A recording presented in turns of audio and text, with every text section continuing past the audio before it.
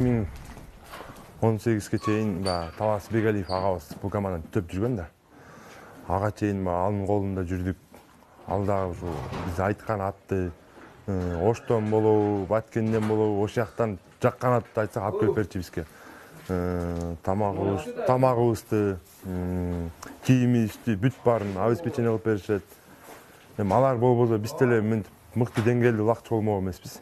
Ошо Талас байке буга чейин түптөп берди. Мына азыр Жылысбек байке президент болуп, баш болуп, Дамир байке бар, сарайдын ээси. Ринат байке бар, жетекчибиз. Ушуларга Алла ыраазы болсун. Булар болбосо эми ушул балдар мүмкүн мыкты деңгээлде улак ойнойт беле, же Көкбөр ушунчалык Талас областында өнүгөт беле, аны эч ким билбейт.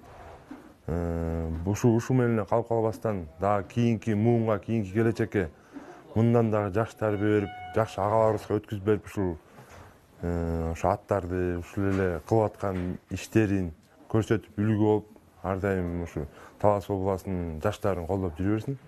Ошолорго чоң рахмат да бизден. Кыргыз элинде азыр команда өтө көп. Буга чейин бир 15-12 команда болуп жүрчү. Мен жаңы келгенде анда высший лига, биринчи лига деген жок болчу да. Азыр биринчи лига эле 15-20 команда болуп атат. Высший лига 6 команда. Бул не десек, бул уже Көкбөрүнүн уже калып калбастан өнүгүчү деп биз эсептей алабыз да. Бул бара да бир 2 жылдан кийин бир биринчи лига 20 команда, высший лига бир 15 команда болот деп мен так айта алам да. Эмнеге дегенде азыр жерлерде, ар бир областтарда, ар бир айыл өкмөттөрдө, ар бир айылдарда ойногон балдар кызыгуусу өтө көп да. Мисалы азыр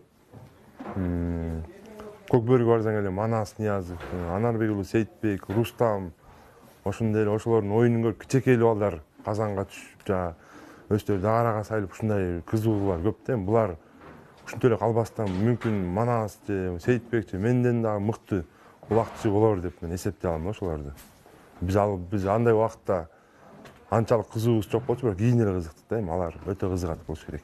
Бага силердин көрсөткөн оюнуңардан улам көп жаштардын дагы кызыгуусу артып атат да. Ооба.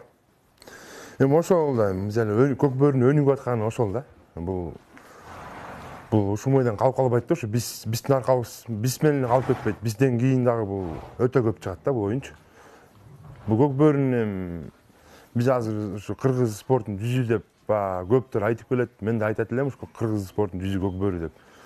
Көкбөрүнү Кыргызстан ичинде эле, же айылдар ичинде эле өзүбүз менен өзүбүз беттешип эле калтырып кетпестен муну көп мамлекетке, көп өлкөлөргө таанытыш керек да бул оюндучу. Көкпар эмес, Көкбөрү кылып, Көкбөрү кылып. Тайгазан менен. Албетте бул көкпарды азыр айыл жер кезинде биз жер улак чабабыз да. Эми ошону кээ бирлер айтып жатат, казакты турабай деп.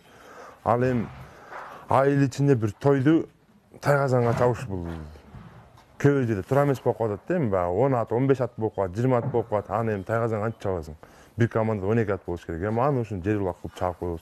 Бирок бул республиканский оюн Тайгазан менен өтө берсе, бул да бир 2-3 жылдан кийин мүмкүн мировой оюнгабы же азиялык оюнгабы бул кирип калат деген биз чоң ниетибиз, үмүтүбүз бар да.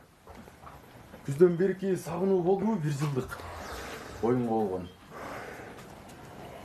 Бул оюнга болгон сагынуубуз өтө күч болду. Бир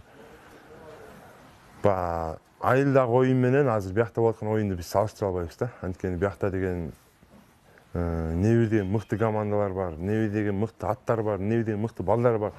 Ошолор менен кармашып, ошолор ойноп атканда гол салганын, ошо элдин колдоосунда улак алып, сүрөөнүндө улак алып жүргөнүнүн бул өзү чоң бир мотивация да адамгачы. Күчтөн. Бул оюнду күттүк, эми азыр бул убакка чейин болбойт болуп аткан, бирок ошого да карабай даярдандык, эми болсо экен деп. Ушу деги эле ушу Көкбөрү федерациянын президентине айтып кетелем, ушул оюнду бир кылып берсе.